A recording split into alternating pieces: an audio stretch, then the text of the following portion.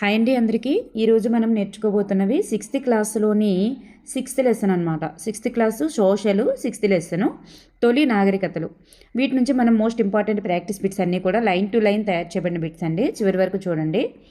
ఇక్కడ మనం first bit చూస్తే క్రింది వాణిలో తొలి నాగరికతలకు సంబంధించినవి ఏది? తొలి నాగరికతలకు సంబంధించినవి ఏది? సో ఇక్కడ ఆప్షన్ 1, 2, 3 ఈ మూడు కూడా రైట్ ఆన్సర్స్ అండి. హరప్పా నాగరికత, సింధులోయ నాగరికత, మొహంజదారో నాగరికత, ఈ మూడు కూడా రైట్ ఆన్సర్స్. నెక్స్ట్ వన్, ఆర్యుల రాక ప్రారంభమైన కాలం ఎప్పుడు? ఆర్యుల రాక ప్రారంభమైన కాలం ఎప్పుడు? మనకి అక్కడ ఒక మైండ్ మ్యాపింగ్ ఇచ్చారు కదా, మైండ్ మ్యాపింగ్లో ఉంటుందన్నమాట ఇది. క్రీస్తు పూర్వం 1500 to 500. చూడండి, ఇది రైట్ ఆన్సర్ అన్నమాట. నెక్స్ట్ వన్, హరప్పా నాగరికతను పురావస్తు శాస్త్రవేత్తలు గుర్తించిన సంవత్సరం ఎప్పుడు? హరప్పా నాగరికతను మరి పురావస్తు శాస్త్రవేత్తలు ఎక్కడ గుర్తించారంటే మొహంజదారో ప్రాంతంలో త్రవ్వకాలు జరిపినప్పుడు గుర్తించారు. మరి అది ఏ సంవత్సరంలో గుర్తించారు అంటే option 2 is the right answer. Next one, Harappa నాగరికత వికసించిన కాలం. హరప్పా నాగరికత వికసించిన కాలం ఏ కాలంలో వికసించింది? The right answer is option 4 is right answer. క్రీస్తు పూర్వం 2500 నుంచి 1500 మధ్య హరప్పా నాగరికత వికసించింది. నెక్స్ట్ వన్, సింధులోయ నాగరికతకు సంబంధించి సరికాని వాక్యాన్ని గుర్తించండి. సింధులోయ నాగరికతకు సంబంధించి సరికాని వాక్యాన్ని గుర్తించండి. ఇక్కడ ప్రాచీన ప్రపంచ చరిత్రలో భారతదేశం ఒక సజీవ వస్తు ప్రదర్శనశాల. 19వ శతాబ్దం వరకు భారతదేశ చరిత్ర వేదకాలంలో ప్రారంభమైనదని భావించేవారు. వేదకాలానికి ముందే మన దేశ చరిత్ర ప్రారంభమైనదని 1850లో తెలిసింది. సింధులోయ నాగరికతకు మరొక పేరే హరప్పా నాగరికత. సో మనకి ఇక్కడ the right answer is option 3. అంటే ఇక్కడ సరికానిది అడిగారు. ఇక్కడ వేదకాలానికి ముందే మన దేశ చరిత్ర ప్రారంభమైనదని 1850లో తెలిసింది అనేది ఇక్కడ మనకి రాంగ్ ఆన్సర్ అన్నమాట. నెక్స్ట్ వన్, సింధులోయ నాగరికత గురించి తెలిపే వాక్యాలలో సరి అయిన దానిని గుర్తించాలి. సో ఆన్సర్ గెస్ చేయండి. ఇక్కడ పంజాబ్, హర్యానా, గుజరాత్, రాజస్థాన్ మరియు మహారాష్ట్రాలలో 1500 ప్రదేశాలలో బయటపడింది సింధులోయ నాగరికత. ఆఫ్ఘనిస్తాన్, పంజాబ్, సింధ్, బెలిసిస్తాన్లలో కూడా సింధు నాగరికత అనేవాళ్ళు బయలుపడ్డాయి. సో ఇక్కడ మనకి రెండు కూడా right answers. So option 3 is the right answer. Next one, సింధులోయ నాగరికతకు చెందినటువంటి వేలాది రాళ్ళు మొదటిసారి ఈ రెండు నగరాల మధ్య రైలు మార్గం నిర్మించినప్పుడు బయటపడ్డాయి. ఏ రెండు నగరాల మధ్య రైలు మార్గం నిర్మించినప్పుడు బయటపడ్డాయి సింధులోయ నాగరికత అంటే the right answer is option 3 is the right answer. 1850లో కరాచీ మరియు లాహోర్ మధ్య. నెక్స్ట్ వన్, సింధు నాగరికత ఈ రెండు నదుల మధ్య విస్తరించి ఉంది. సింధు నాగరికత ఈ రెండు నదుల మధ్య విస్తరించి ఉంది. Option 3 is the right answer. Ghaggar మరియు హక్రా నదుల మధ్య విస్తరించి ఉంది. సింధు నాగరికతకు సంబంధించి క్రింది వాక్యాలలో సరికాని దానిని గుర్తించండి. సింధు నాగరికతకు సంబంధించి క్రింది వాక్యాలలో సరికాని దానిని గుర్తించండి. ఇది ప్రణాళికాబద్ధంగా నిర్మించిన నగర నిర్మాణాలు, ప్రతి ఇంటికి పైపు లైన్ల ద్వారా మంచినీటి సరఫరా, నగరాలకు రక్షణ కోటలు, విశాలమైన రహదారులు అని ఉంది. సో ఇక్కడ మనకి సరికానిది ఏంటంటే ఆప్షన్ 2 అనేది సరికాదు. ప్రతి ఇంటికి పైపుల ద్వారా మంచినీటి సరఫరా అనేది అక్కడ లేదన్నమాట. నెక్స్ట్ వన్, మానవుడు ప్రామాణికమైన సౌకర్యాలను అనుభవిస్తూ విద్య మరియు కళల గురించి ఆలోచించే విధంగా పురోగమించిన దశను ఏమంటారు? ఆ విధంగా ఆలోచిస్తూ పురోగమించినటువంటి దశను ఏమంటారు? దానినే నాగరికత అంటారు. నాగరికత ఇస్ ద రైట్ ఆన్సర్. గొప్ప స్నానవాటికను కనుగొనబడిన నగరం. గొప్ప స్నానవాటిక నిర్మాణంను కనుగొనబడిన నగరం. సో గొప్ప స్నానవాటిక నిర్మాణం ఎక్కడ కలదు అంటే మొహంజదారోలో కలదు. మొహంజదారో. సింధు ప్రజల గృహాల నిర్మాణానికి ఉపయోగించినవి ఏమిటి? సింధు ప్రజల యొక్క గృహాల నిర్మాణానికి వేటిని ఉపయోగించారు? ద రైట్ ఆన్సర్ ఈజ్ ఎండిన మరియు కాల్చినటువంటి ఇటుకలని ఉపయోగించారు. నెక్స్ట్ వన్, సింధు ప్రజల యొక్క ప్రధాన వృత్తి ఏమిటి? సింధు ప్రజల యొక్క ప్రధాన వృత్తి వ్యవసాయం చేయుట. సింధు ప్రజలు అతి ప్రధానమైనటువంటి వినోదం ఏమిటి? సింధు ప్రజల యొక్క అతి ప్రధానమైన వినోదం ఏమిటి? ఎద్దుల పోటీలు is the right answer. Sindhu ప్రజలు ఉపయోగించినటువంటి లోహం ఏమిటి? సింధు ప్రజలు ఉపయోగించిన లోహం, ఇవన్నీ కూడా వీళ్ళు ఉపయోగించారు. రాగి తగరం, కాల్షియం, అలాగే బంగారం, వెండి, ఇవన్నీ కూడా వీళ్ళు ఉపయోగించడం జరిగింది. సింధు ప్రజలు ఏర్పాటు చేసుకున్న నీటిపారుదల వ్యవస్థ ఎటువంటిది? సో ఎటువంటి నీటిపారుదల వ్యవస్థను వాళ్ళు ఏర్పాటు చేసుకోవడం జరిగింది? సో బహిరంగ కాలువలు కాదు, మురుగునీటి కుంటలు కాదు, ట్యాంకర్లు కూడా కాదు. ఈ భూగర్భ కాలువల ద్వారా మురుగునీటిని తరలించేటటువంటి నీటిపారుదల వ్యవస్థ అనేది సింధు ప్రజలకు చెందినది. 6 పెద్ద ధాన్యాగారాలు కనుగొనబడిన నగరం ఎక్కడ? 6 పెద్ద ధాన్యాగారాలు ఎక్కడ కనుగొనబడ్డాయి అంటే హరప్పాలోనే. హరప్పా. నౌకాశ్రయం కల నగరం ఏది? క్రింది వానిలో నౌకాశ్రయం కలిగినటువంటి నగరం ఏది?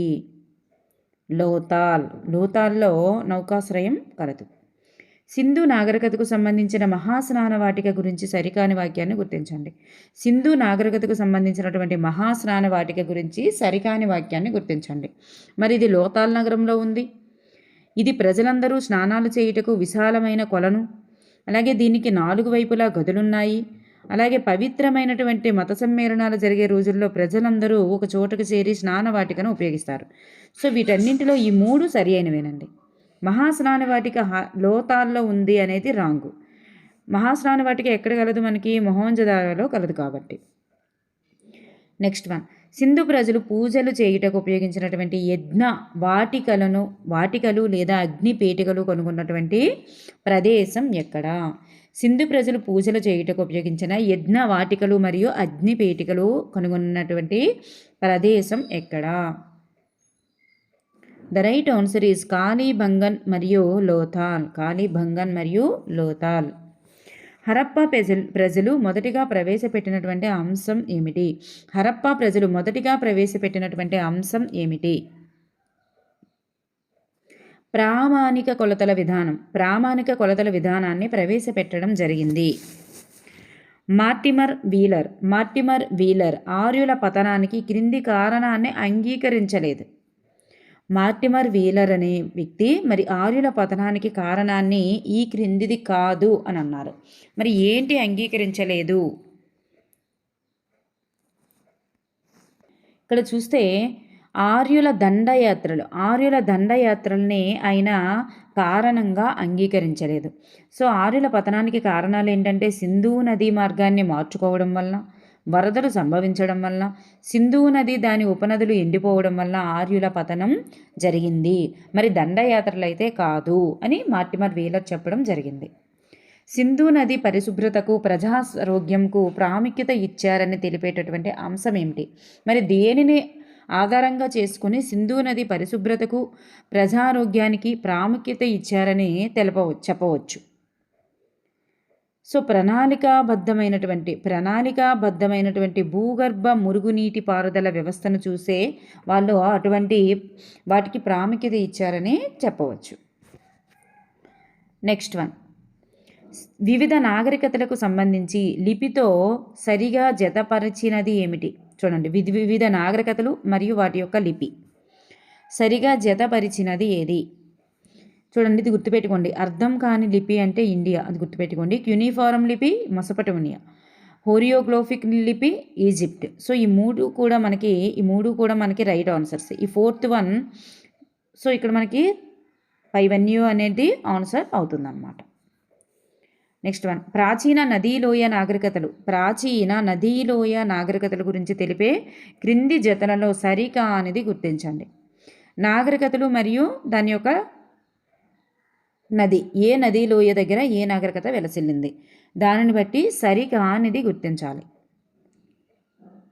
మరి ఇక్కడ ఈజిప్ట్ నాగరికత నైలు నది, భారతదేశ నాగరికత సింధు నది, చైనా నాగరికత హుయాంగ్హో నది, ఈ 3 రైట్ ఆన్సర్సే. మొసపటోమియా నాగరికత టైబర్ నది అనేది ఇక్కడ మనకి రాంగ్ అనమాట. మొసపటోమియా నాగరికత అనేది మరి ఏ నది ఒడ్డున వెలిసిల్లింది అంటే మనకి అక్కడ టైగ్రిస్ యూఫ్రటీస్ అనమాట. ఆ నది ఒడ్డున మరి మొసపటోమియా నాగరికత అనేది ఉంటుంది.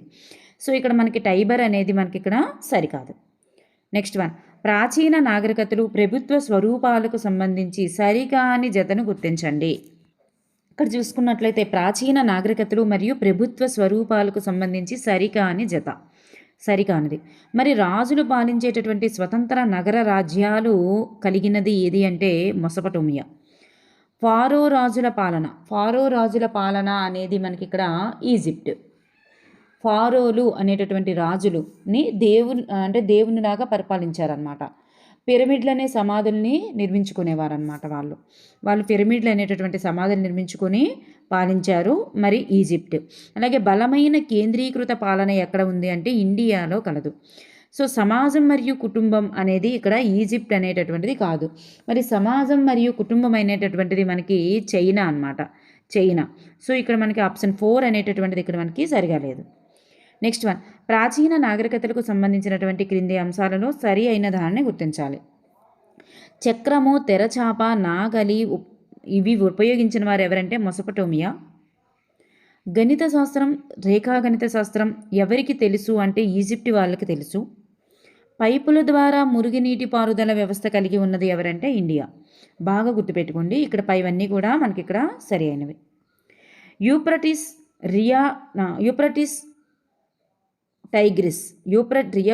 టైగ్రిస్ అనేటటువంటి నదుల ఆధారంగా ఏర్పడినటువంటి నాగరికత ఏమిటి? యూఫ్రటీస్ మరియు టైగ్రిస్ నదుల ఒడ్డున వెలసిల్లిందనమాట. మరి ఆ నాగరికత ఏది అంటే మొసపటోమియా నాగరికత. నెక్స్ట్ వన్, సింధులోయ నాగరికత ప్రభుత్వ స్వరూపం ఏమిటి? సింధులోయ నాగరికత యొక్క ప్రభుత్వ స్వరూపం బలమైన కేంద్రీకృత ప్రభుత్వం. ఇనుమును ఉపయోగించిన వారు ఎవరు? క్రింది వారిలో ఇనుమును ఉపయోగించిన వారు ఎవరు? చైనా నాగరికత ఈజ్ ద రైట్ ఆన్సర్. వీళ్ళే ఇనుమును ఉపయోగించడం జరిగింది. థార్ ఎడారిలో ఇంకిపోయినటువంటి సరస్వతీ నది గురించి అనేక సార్లు ప్రస్తావించినటువంటి వేదం ఏది? ఋగ్వేదం ఈజ్ ద రైట్ ఆన్సర్. ఋగ్వేదం. గద్య రూపంలో కలిగినటువంటి సాహిత్యం ఏది? అంటే బ్రాహ్మణాలు ఈజ్ ద రైట్ ఆన్సర్. భారతీయ సంగీతానికి మూలాలు కలిగినటువంటి వేదం ఏది?